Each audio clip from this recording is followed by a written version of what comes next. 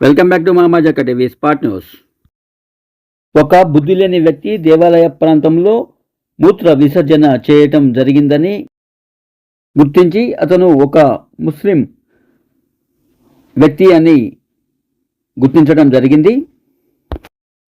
ఈ దుర్ఘటనను ఖండిస్తూ అతనిపై తగిన చర్యలు తీసుకోవాలని పోలీసులకు విన్నవించారు. దేవాలయాలపై వరుసగా దాడులు జరుగుతున్నాయని, ఇలాంటి సంఘటనలను జరగడానికి ప్రత్యేక ఉద్దేశంతో కొంతమంది ఈ రకంగా ప్రవర్తించడానికి, ఈ రకంగా హిందూ దేవాలయాల్ని హిందువులని అవమానపరిచేటట్టుగా, హిందూ దేవతల్ని అవమానపరిచేటట్టుగా, హిందువుల మనోభావాలను దెబ్బతినే విధంగా, విమర్శించే విధంగా ఈ రకంగా చేస్తున్నారని కాంగ్రెస్ అధికారంలోకి వచ్చినప్పటి నుండి ఇలాంటి అరాచకాలు ఎన్నో జరుగుతున్నాయని, ఇలాంటి అవాంఛనీయ దుర్ఘటనలకు పాల్పడుతున్నారని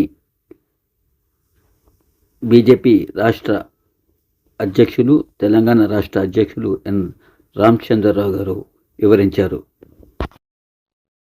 ప్రేక్షకులకు చిన్న మనవి, మా ఛానల్ని ఇప్పటివరకు సబ్స్క్రైబ్ చేయని వాళ్ళు ఎవరైనా ఉంటే తప్పకుండా సబ్స్క్రైబ్ చేయండి. మా ఛానల్లో వెలువడే ప్రతి వీడియో కూడా ముందుగా అప్డేట్ చేసిన వెంటనే మీ మొబైల్ నందు నోటిఫికేషన్గా రావాలి అని అనుకుంటే మా ఛానల్ని సబ్స్క్రైబ్ చేసిన వెంటనే పక్కనే ఉన్నటువంటి బెల్ ఐకాన్ని ప్రెస్ చేయడం మాత్రం మర్చిపోకండి. తప్పకుండా ఆల్ సెలెక్ట్ చేసుకోండి. మీ ఈ ఛానల్లో వెలువడిన ప్రతి వీడియో కూడా మీరు చూడవచ్చు. మీకు నచ్చిన వాటిని ఇతరులకు కూడా షేర్ చేయండి. దానివల్ల ఎక్కువ మందికి రీచ్ అయ్యి ఎక్కువ ప్రచారం అయ్యే అవకాశం ఉంటుంది. ఇదిగోండి, ఈ విజువల్లో క్లియర్గా చూడవచ్చు. ఇతనే ఇక్కడ కనపడుతున్నటువంటి వ్యక్తి.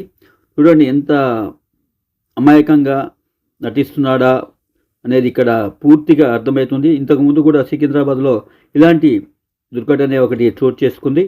ఇది అందరికీ గతంలో తెలిసిన విషయమే. అలానే ఇప్పుడు కూడా అదే మాదిరిగా ఇదో ఒక సంఘటన. మరి దీనికి ఎవరిని అనాలి, ఏమిటి, ఎవరిని ప్రశ్నించాలి, పూర్తిగా విచారణ జరిపించాల్సిందే అని అర్థమవుతుంది. Thank you for watching Mamajaka TV. మరిన్ని అప్డేట్స్తో, మరింత సమాచారంతో త్వరలో మీ ముందు.